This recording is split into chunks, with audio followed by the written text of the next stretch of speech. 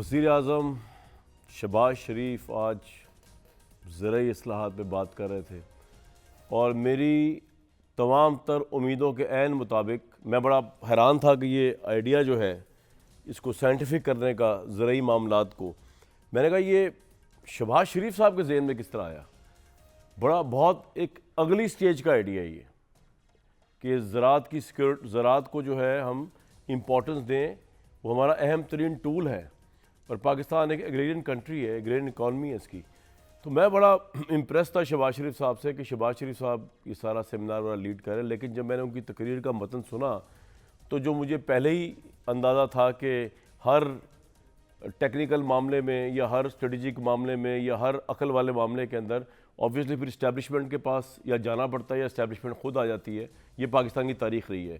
تو انہوں نے خود ہی بتا دیا کہ بیسکلی یہ جو جدید ترین زراعت کو جدید ترین کرنے کا ایک سپرب آئیڈیا ہے اور واقعی پاکستان کے لیے اگر اس پہ امپلیمنٹ ہو جاتا ہے اور اس کو ہم اس میکانزم کو اڈاپٹ کر لیتے ہیں تو پاکستان کی زراعت میں ریولوشن آ جائے گا.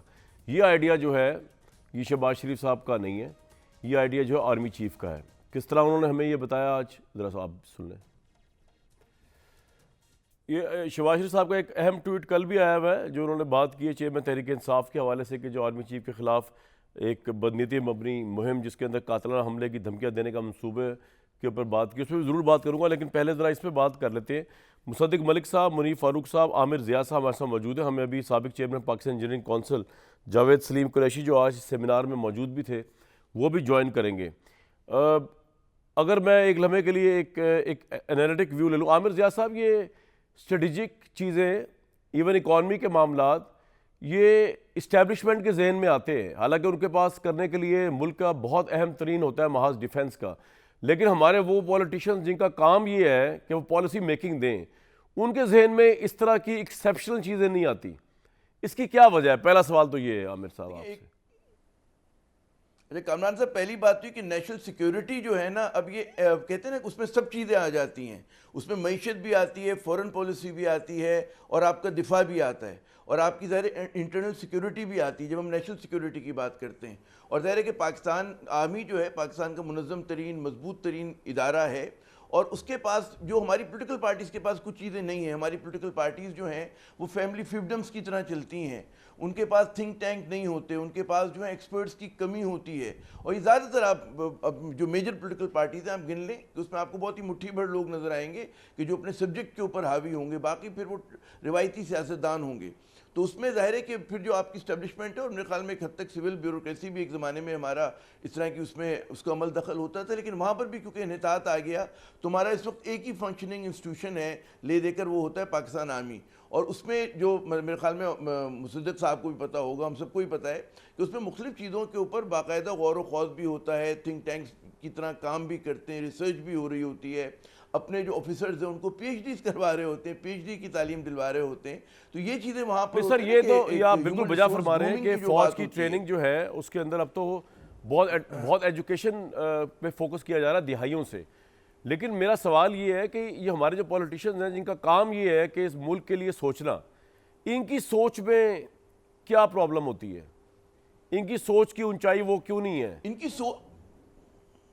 جی یہ جو ہے نا یہ اہم ترین سوال ہے. اور اس کی وجہ جو میری سمجھ میں آتی ہے، جو میں نے پہلے عرض کیا کہ ہماری سیاسی جماعتیں جو ہیں زیادہ تر فیملی فیوڈمز کی طرح کام کر رہی ہیں اور اس کے اندر نہ انٹرنل ڈیموکریسی ہے، نہ وہ ان چیزوں پر یقین رکھتے ہیں.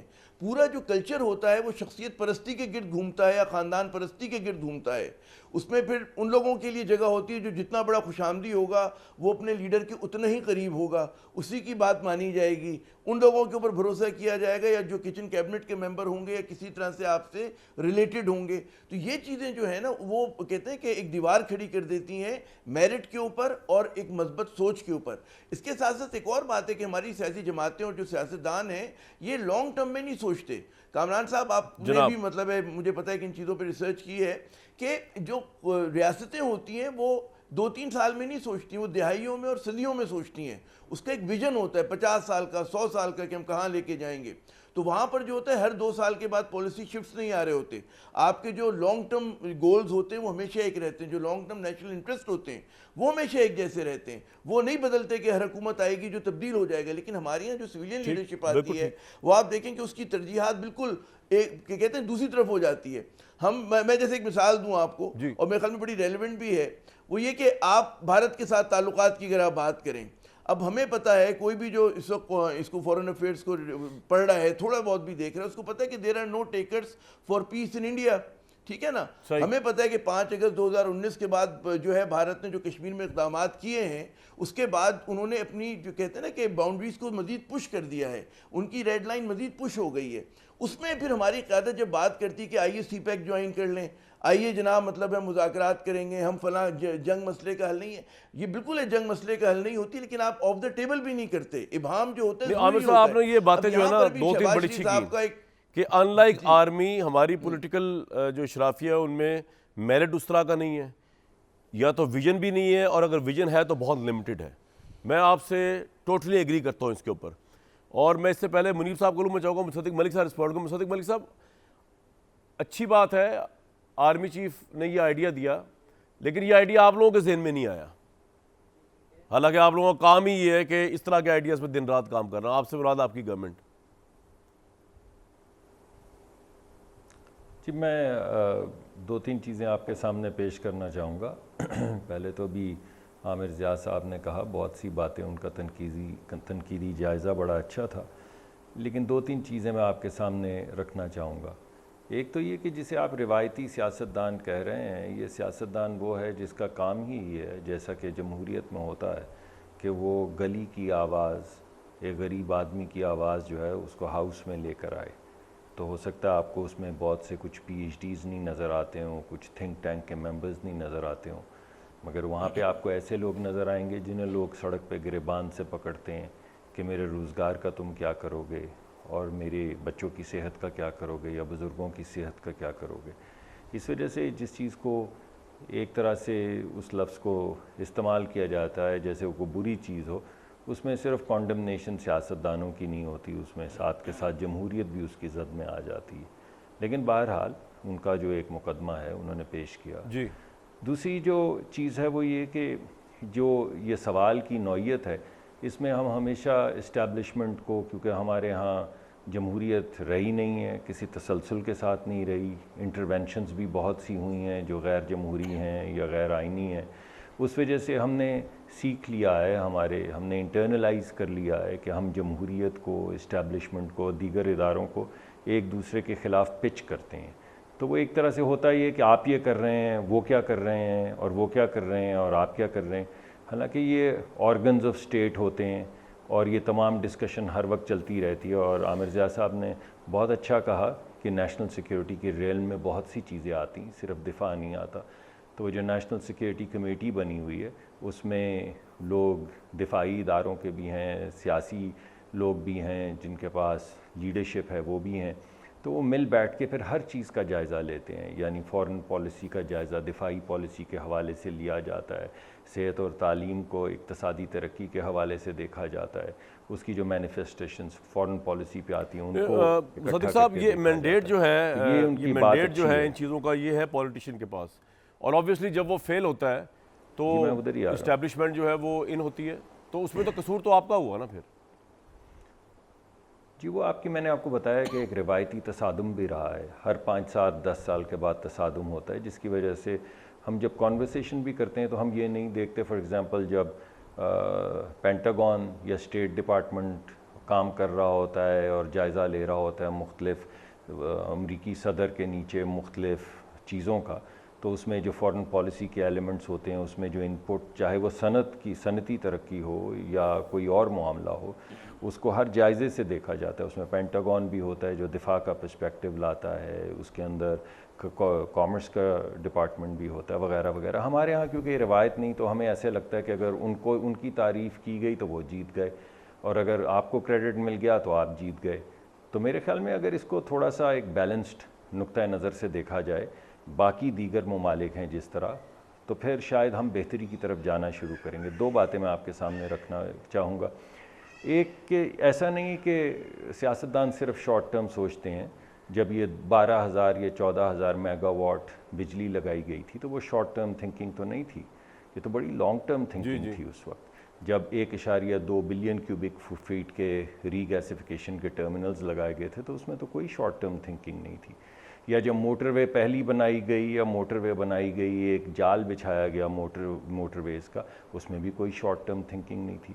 جب lady health care workers programme conceive کیا گیا پیپلز پارٹی کے دور میں 1980 کی دہائی میں 70 کی دہائی میں, اس میں بھی کوئی شارٹ ٹرم پرسپیکٹیو نہیں تھا. ابھی جو بیسٹ پروگرام چل رہا ہے وہ بھی کوئی شارٹ ٹرم پرسپیکٹیو نہیں. تو یہ بات ٹھیک ہے کہ کچھ شارٹ ٹرم چیزیں بھی ہیں, مگر اگر آپ جائزہ لیں بڑے بڑے جو پاکستان کے اندر پروگرامز آئے ہیں تو اس میں سیاسی ادوار میں ایک بات آخری کہنا چاہوں گا اگر آپ اجازت دیں. جناب میں معافی چاہتا ہوں منیب صاحب سے, میں نے کچھ وقت زیادہ لے لیا. آپ نے سب سے لے لیا وقت, جانے والے آپ کا وقت بھی. جی یہ آپ کی بات بالکل ٹھیک ہے. آخری بات میں صرف یہ کہنا چاہوں گا کہ دیکھیں, اگر آپ اس وقت کا جو ہمارا ابھی بجٹ آیا ہے اس کا جائزہ لیں تو اس میں 2 اسٹریٹجیز ہیں جو سامنے لائی گئی ہیں. ایک لائحہ عمل ہے دیہی علاقوں کے لیے اور ایک لائحہ عمل ہے شہری علاقوں کے لیے.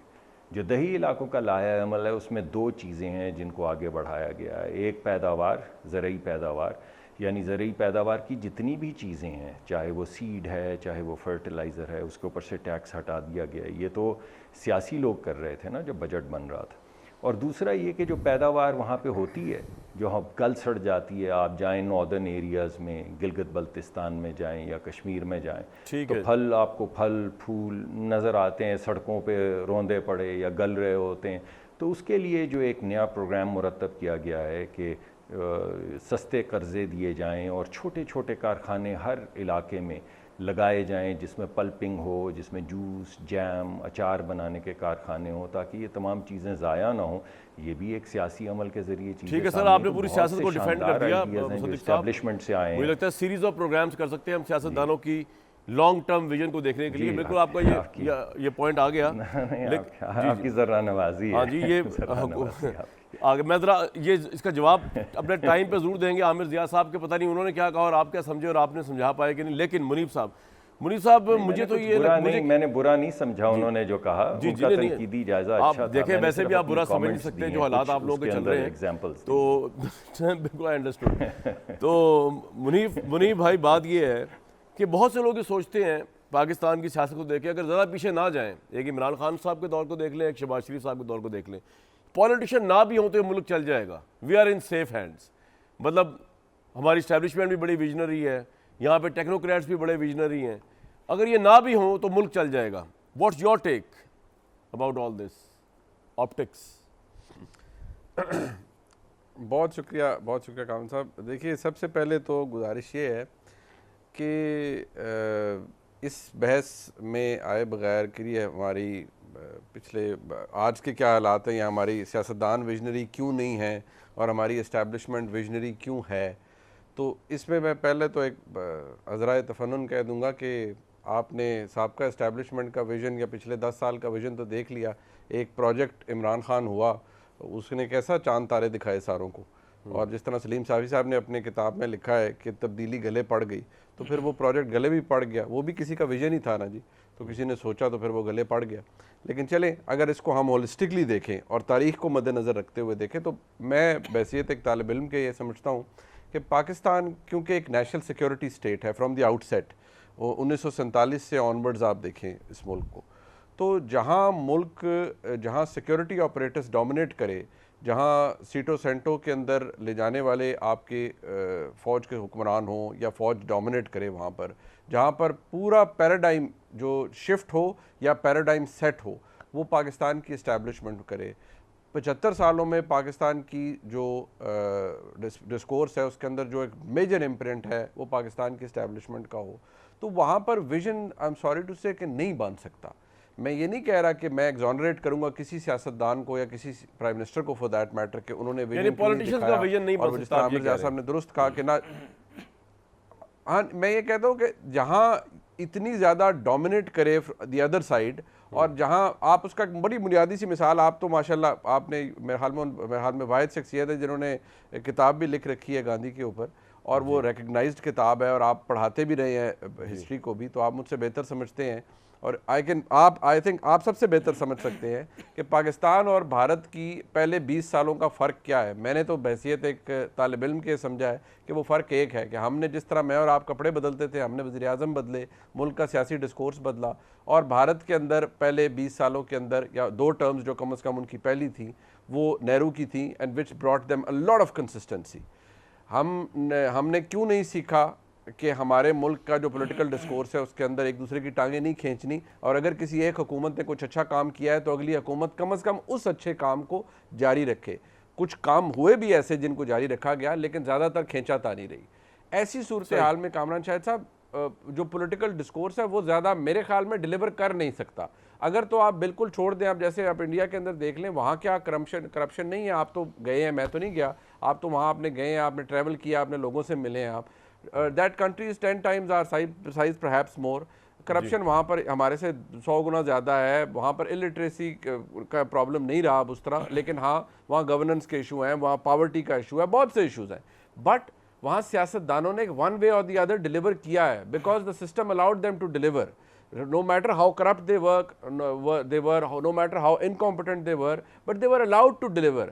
یہاں ہمارا پرابلم یہ ہے 75 سال کا کہ یہاں پر تو سیاست دان جو ہے اس کی مینوفیکچرنگ بھی ہوئی ہے, جماعتوں کی مینوفیکچرنگ بھی ہوئی ہے, سسٹم کی مینوفیکچرنگ بھی ہوئی ہے, اور پھر پروجیکٹس بھی ہوئے ہیں جو کبھی عمران خان صاحب کی صورت میں ہوا ہے, کبھی جنرل مشرف صاحب نے مسلم لیگ کاف کی صورت میں کیا ہے. منیر صاحب آئی 100% ایگری ود یو, اور آپ نے ایک نیا پوائنٹ دیا ہے ڈسکشن کا جس کو میں آگے لے کے جاؤں گا. جو آپ نے پوائنٹ دیا ہے, پتہ نہیں آپ نے چاہتے ہوئے دیا ہے نہ چاہتے ہوئے دیا, لیکن میں نے وہ پوائنٹ پک کیا ہے جو میں آگے لے کے جاؤں گا عامر ضیاء صاحب کے پاس.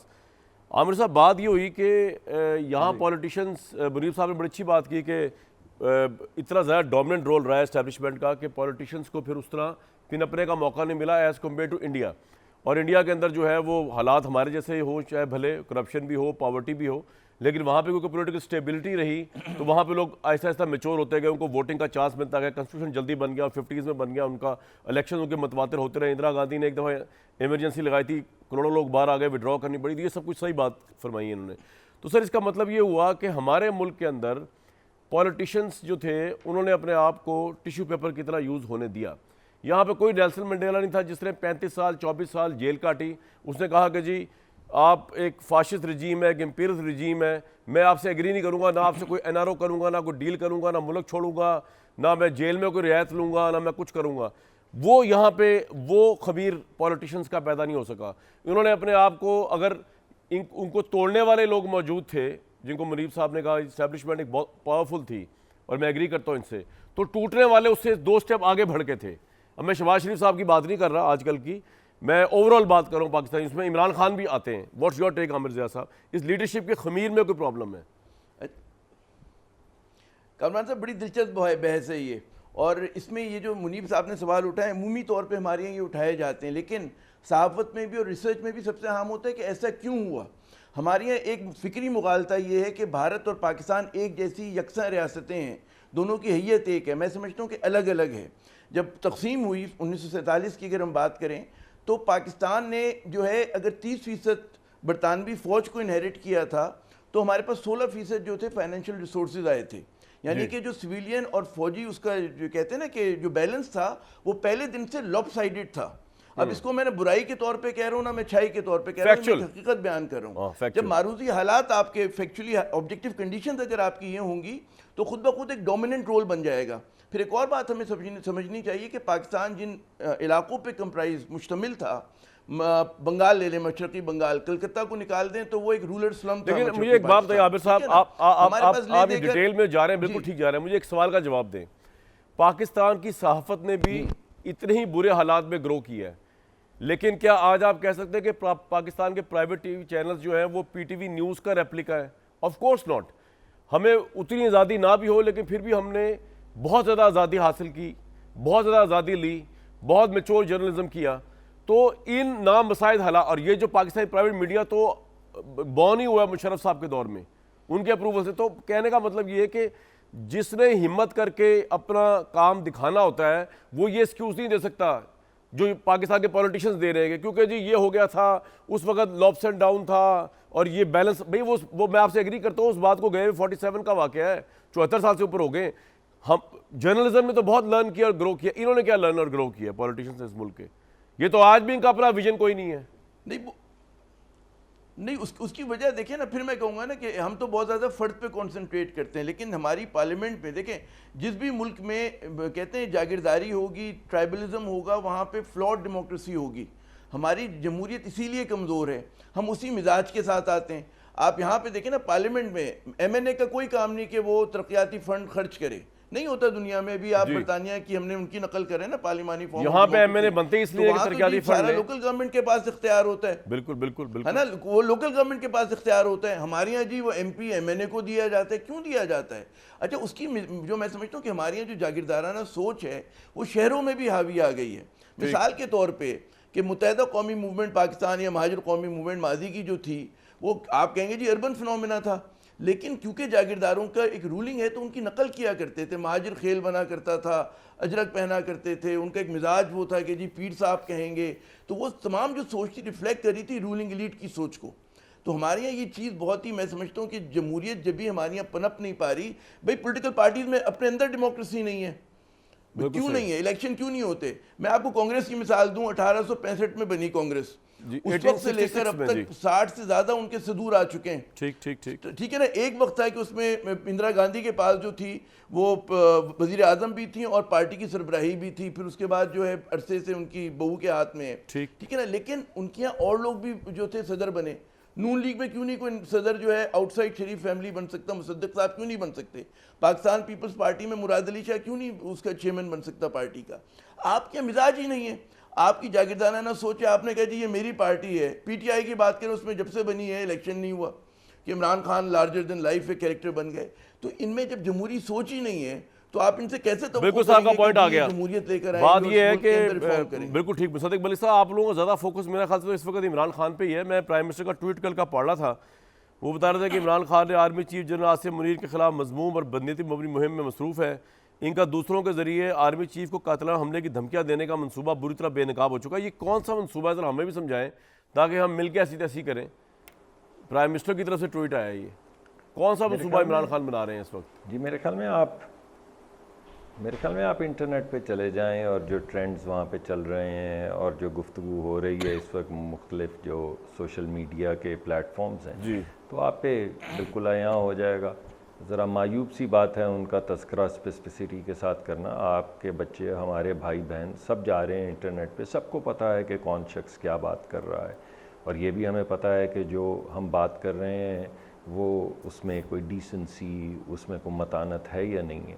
تو یہ بڑی اہم چیز ہے. ہم نے وہ ہمارے جنرل سرفراز شہید ہوئے, آپ سیلاب آیا تو اس سلسلے میں ہیلی کاپٹر میں نکلے, وہ گر گیا, شہید ہو گئے. اس کے بعد جس طرح کی ان کے متعلق سوشل میڈیا کے اوپر ایک کیمپین چلائی گئی اور جو کچھ کہا گیا ان کے متعلق, ان کے خاندان کے متعلق, وہ کیا کسی کو زیب دیتا ہے؟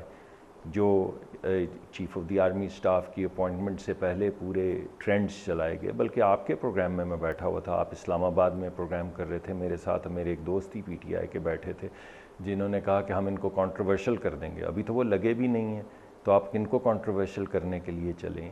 اور اس کے بعد آپ کو یاد ہوگا کہ نے کہا تھا کہ ہمیں سارے فوجیوں پہ نہیں, صرف ایک فوجی پہ. بھائی وہ کون ایک فوجی جس پہ آپ کو اعتراض ہے؟ آپ کو لگتا ہے کہ چیئرمین تحریک انصاف کیا پلان کر رہے ہیں اس وقت؟ کیا ان کا پاور تو کوئی ہے نہیں اس وقت پارٹیوں کی دیتے. چیئرمین تحریک انصاف جو کر رہے ہیں وہ تو ایک خاص شکل میں آپ کے سامنے 9 مئی کو آ گیا تھا نا. یہی باتیں ہم اس سے پہلے کر رہے تھے. وہ جو ولف وسلنگ ہو رہی تھی, وہ جو آپ کے سامنے کلپس چل رہے تھے کہ چلو ادھر چلتے ہیں ذرا یہ کور کمانڈر کے گھر, وہ ولف وسلنگ کسی سے چھپی ہوئی ہے. اس میں کیا لوگ جو یہ گفتگو فرما رہے تھے ان کا کسی سیاسی پارٹی سے تعلق نہیں تھا. ویسے ایک بات سمجھ آئی مصدق صاحب, وہ جو 9 مئی کا واقعہ ہوا, آپ نے بہت سے لوگوں کو پکڑ لیا اور بالکل جو وہاں پہ ملزم تھے, مجرم تھے, جو کر رہے تھے, آپ نے صحیح پکڑا. لیکن جس کو آپ کے اپنے پرائم منسٹر ماسٹر مائنڈ کہتے ہیں یعنی عمران خان, ان پہ ہاتھ ڈالنے کی ابھی بھی آپ کی کوئی مصلحت ہے یا آپ کی جرت نہیں ہو رہی؟ مطلب یہ کس طرح کا انصاف ہے؟ اگر تو وہ مجرم ہے ان کو پکڑ کے اندر ڈالیں تاکہ یہ سازشیں بھی ختم ہوں یہ جو ہو رہی ہیں, یا پھر یہ کہ آپ پتہ نہیں کس چیز کا انتظار کر رہے ہیں, سمجھ نہیں آ رہی. What are you waiting for?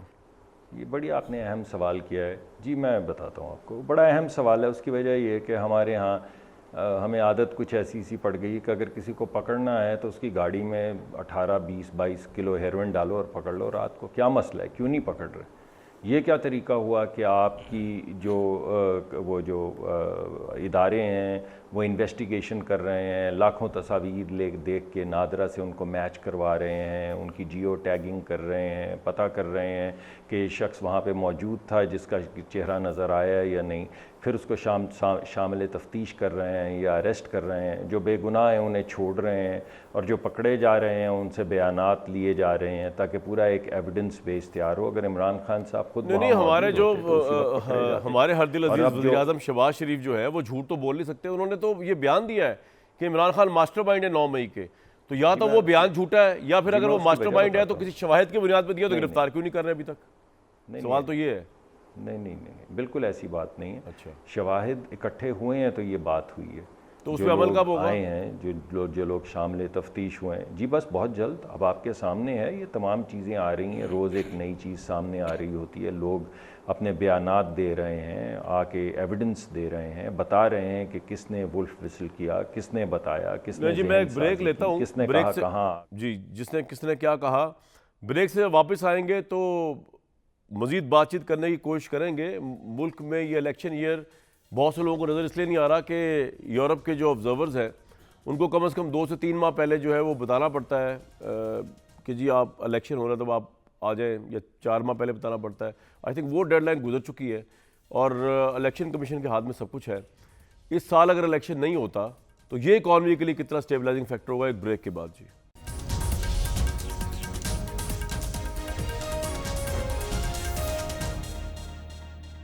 Pakistan کی زراعت میں جی ریولوشن آ رہی ہے. آج بڑا اہم سیمینار ہوا, اس میں پرائم منسٹر بھی تھے, آرمی چیف بھی تھے. ہمیں کچھ لمحوں کے لیے جوائن کیا ہے جاوید سلیم قریشی صاحب نے, آپ سابق چیئرمین پاکستان انجینئرنگ کونسل کے. جاوید صاحب کو میری آواز آ رہی ہے؟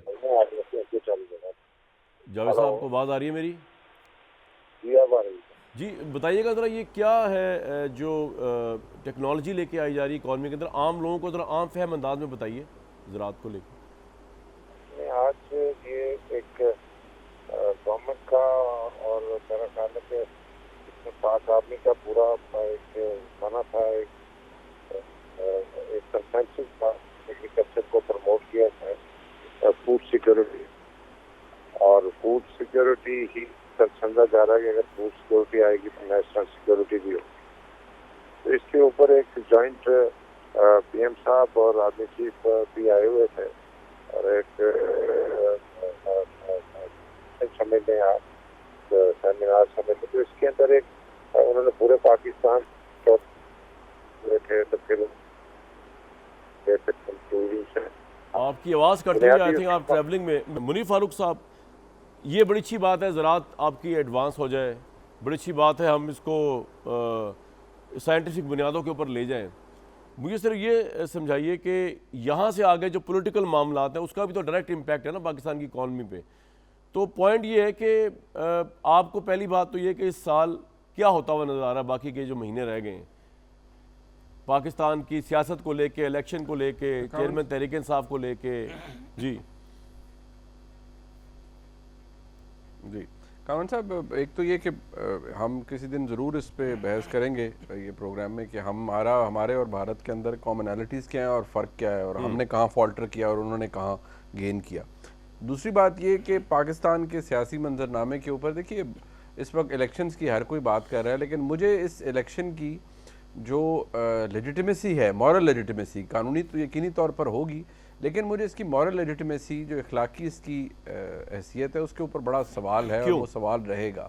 وہ یہ کہ اس وقت وہ اس لیے کہ دیکھیے اس وقت اگر جو میرا اسیسمنٹ ہے, جو میری اسیسمنٹ ہے کہ بہت سا 9 مئی کو ہوا اس میں پاکستان تحریک انصاف کا سارا ووٹ بینک تو نہیں تھا, نہ سارے لوگ تھے جنہوں نے توڑ پھوڑ کی, نہ ہی وہ کوئی انتشار پسند لوگ تھے سارے. پوری پارٹی تو انتشار پسند ہے, پورا ووٹر تو انتشار پسند ہو نہیں سکتا. نہیں ہے, میرا بھی یہی انالیسس ہے اس پہ. ایگزیکٹلی. اب میں اب ووٹر بھی موجود ہے, اس کی تعداد میرے خیال میں اب بھی بہت بڑی تعداد ہے اس کی. تو مجھے جس چیز کا ابھی بھی میں سمجھتا ہوں کہ وہ اس ووٹر کے ساتھ بڑی زیادتی ہوگی کہ اگر وہ اس قابل ہی نہ رہے جماعت کہ وہ کسی جگہ پر ایمرج کرے یا کسی جگہ پر پلیس ہو 2023 کے الیکشن میں, جو تحریک انصاف کے چیئرمین ہیں، جو 9 مئی کے واقعات ہوئے، مجھے ان کا جو مستقبل ہے وہ اس وقت تو بڑا تاریک نظر آتا ہے، لیکن میرا کنسرن ایز اے پاکستانی اس ووٹر کے لیے ہے جو تحریک انصاف کا ڈائی ہارڈ ووٹر ہے، تھا اور شاید اب بھی ہے، اور وہ ووٹ بھی کرنا چاہتا ہے، لیکن اگر اس کی جماعت پسندیدہ جماعت کہیں آتی ہی نہیں ہے تو اس کا کیا ہوگا کہ وہ ووٹر گھر بیٹھے گا. جب وہ ووٹر گھر بیٹھے گا تو آپ کا ٹرن آؤٹ کم ہوگا. جب آپ کا ٹرن آؤٹ کم ہوگا تو ایک لو ٹرن آؤٹ سے بنائی ہوئی حکومت قانونی تو ہو سکتی ہے، لیکن یقینی طور پر اس کی جو لیجیٹیمیسی ہے، مورل اخلاقی حیثیت بڑا آپ نے جو ہے، اہم پوائنٹ اس اٹھایا پہ جی. سوال ضرور اٹھتا رہے گا. ہاں لیکن میرا خیال ہے مصدق ملک صاحب کو یا پی ڈی ایم کو اس سے کوئی فرق تو نہیں پڑے گا کہ ایک الیکشن کی مورل اتھارٹی ہے یا نہیں. پوچھ لیتے ہیں، ہو سکتا ہے پڑھتا بھی ہو. لیکن عامر جا صاحب، ایسے کیا حالات ہو سکتے ہیں کہ پاکستان تحریک انصاف میدان میں ہی نہ ہو یا وہ بائیک آؤٹ کرنے میں مجبور ہو جائے اور بائیک آؤٹ کی صورت میں لو ٹرن آؤٹ ہو؟ ایسے کیا حالات ہو سکتے ہیں؟ دیکھیے پہلا تو ہوتا ہے کہ جی پابندی کی کوشش کریں، لیکن وہ تو نہیں لگ پابندی رہی، جو ہے صرف حکومت کے وہ نہیں لگ رہی. آپ سمجھے وہ نہیں ہے. میں ایک بات کر رہا ہوں کہ جو ہے نا اچھلے وہ نہیں ہو رہا، اور ظاہر اس کے لیے قانونی تقاضے پورے کرنے سر کی وہ نہیں ہو وقت رہا کیونکہ سپریم کورٹ سے آپ کو وہ جانا پڑتا ہے، وہ نہیں ہو رہا نا. اچھا اس کے بعد پھر سوال پیدا ہوتا ہے کیا پی ٹی آئی کو کھل کر الیکشن کیمپین کرنے کی اجازت دی جائے گی یا ہاتھ پیر باندھ کر اس کو میدان میں اتارا جائے گا؟ کس طرح سے ہوگا؟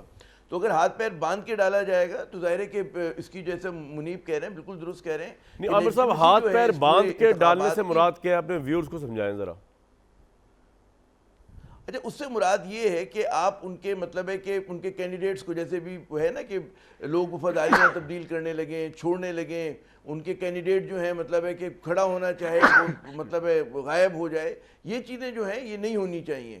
کہ ظاہر ہے کہ بالکل ہمیں سمجھنا چاہیے. اچھا اگر ہوا ایسے اور لو ٹرن آؤٹ ہوا یا ایسے ہوا تو آپ کہہ رہے ہیں، آپ بھی کہہ رہے ہیں منیب صاحب کی طرح مورل لیجٹیمیسی الیکشن کی نہیں ہوگی. درست، میں بالکل. لیکن کیا اس سے فرق پڑتا ہے؟ جو جیتنے والوں کو فرق پڑے گا، وہ کہیں گے who cares.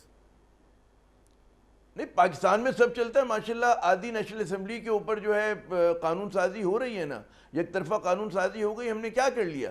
ہم نے دیکھا کہ پرسنلائز قسم کی قانون سازی ہوئی، ٹھیک ہے، لوگوں کو سوچ کے ایک فرد کے بارے میں سوچا گیا اور نیب قانون میں تبدیل کر دیا گیا. تو یہ تو کچھ ہو رہا ہے اس ملک میں اور سب چل رہا ہے. تو یہاں پر اسی آئین میں لکھا تھا کہ جی 90 روز میں انتخابات. بالکل ٹھیک ہے. تو مصدق ملک صاحب، مورل لیجٹیمیسی الیکشن کی ہو یا... ایک اگر میں عرض کر سکوں. جی منیب صاحب بولے منیب میرے بھائی، پہلے آپ کا رائٹ ہے. اگر ایک صرف میں جملہ کہہ دوں، ایک صرف میں عرض کر سکوں، جس طرح ابھی فرما رہے تھے عامر جا صاحب، دیکھیے اس ملک کے اندر بہت کچھ ہو چکا ہے. اس ملک کے اندر ایک 3 دفعہ کا وزیر اعظم تھا، 2 تہائی اکثریت تھی اس کے پاس. جب فیصلہ ہو گیا کہ اس کو کھجل کر کے فارغ کرنا ہے، نکالنا ہے، تو پھر وہ 547 صفحے کی جو ایرونیس ججمنٹ ہے وہ پاس کی گئی. پھر اوپر جج بٹھا کے نیچے ٹرائل کورٹوں سے فیصلے کرا کے ایک بندے کو جیل میں ڈالا گیا. پھر پوری جماعت کے ساتھ پہلے بھی برا ہوا، اب بھی ہو جائے گا تو فرق نہیں پڑے گا. 2018 کے الیکشن کی بھی کیا، اب بھی ہو جائے گا تو کیا فرق پڑے گا؟ صحیح ہے. مصدق ملک صاحب، آپ کے کانشیس کو فرق پڑے گا اگر الیکشن کی مورل لیجٹیمیسی نہ ہوئی؟ میرے خیال میں جی سب سے زیادہ اہم چیز لیگل فریم ورک اور actual day of the election سے جتنا ہی اہم جو ہے وہ مورل لیجیٹیمیسی کا مسئلہ ہوتا ہے. اور کسی بھی ملک کو آگے بڑھنے کے لیے اور لوگوں کا اعتماد ہونے کے لیے اپنی اس وقت کی ایڈمنسٹریشن پہ، اس کے لیے سب سے اہم چیز جو ہے وہ مورل لیجیٹیمیسی ہے. اب سوال یہ پیدا ہوتا ہے کہ یہ جو گفتگو ہو رہی ہے، اگر آپ نے اس کا تنقیدی جائزہ لینا ہو تو آپ کیسے لیں گے؟ تو میں 2 نکات آپ کے سامنے پیش کرتا ہوں. ایک طریقہ یہ ہے کہ انہوں نے آگ لگائی، انہوں نے حملہ کیا، انہوں نے شہیدوں کے بت اٹھا کے پھینکے، ٹھڈے مارے، جہازوں کو آگ لگائی، قلعے کے اندر حملہ آور ہوئے اور کور کمانڈر کے گھر گئے، ان کے خاندان کو بھی ہراساں کیا، آگ بھی لگائی، چوریاں بھی کیں. تو کیا حرج ہے یار؟ سیاسی لوگ ہیں، چھوڑ دیں. کیا حرج ہے؟ جن لوگوں نے ولف وسلنگ کی چھوڑ دیں، جن لوگوں نے سازش کی چھوڑ دیں. تو کچھ بھی نہیں ہے. کچھ دن کے بعد کوئی اور ایک سیاسی جماعت آئے گی، وہ کلشنکوف لے کر آ جائے گی، کلشنکوف لے کے کھڑی ہو جائے گی 10-20 ہزار، تو ان کو بھی چھوڑ دیں گے.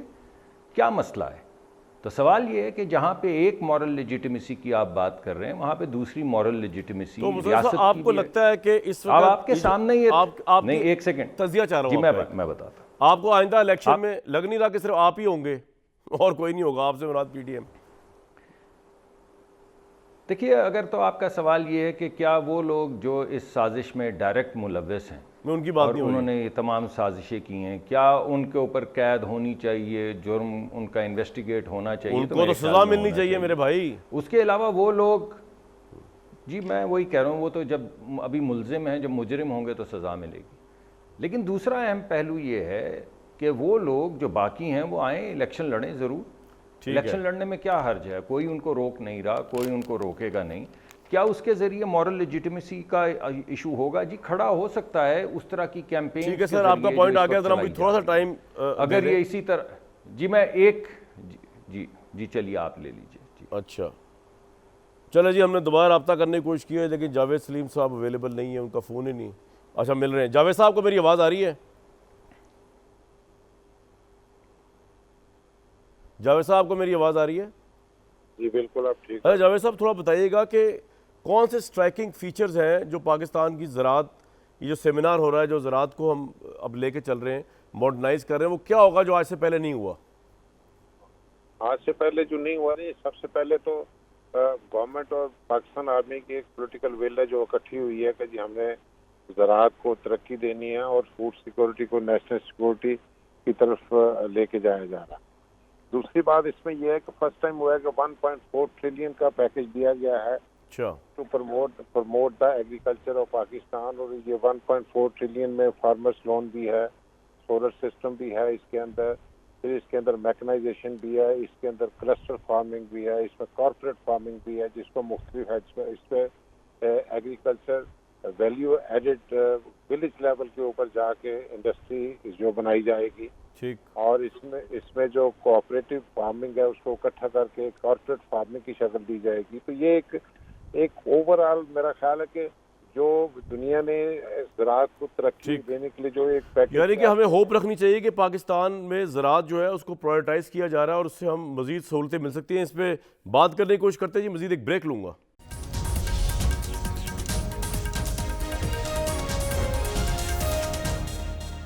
اس ملک کے عام آدمی کو ریلیف چاہیے, اس ملک کے کسان کو ریلیف چاہیے, اس ملک کے غریب کو ریلیف چاہیے. اب وہ اگر ویژن آرمی چیف کا ہے, بیسٹ ہے, وہاں سے آ جائے, پرائم منسٹر کا ہے وہاں سے آ جائے, کہیں اور سے آ جائے, لیکن چاہیے ضرور ہے. آرمی چیف کا بڑا اچھا انیشیٹو ہے جی, دیکھتے ہیں اس کے امپلیمنٹیشن کیا ہوتی ہے, لیڈرشپ کیا کرتی ہے پاکستان کی. کل تک کے لیے دیجیے اجازت.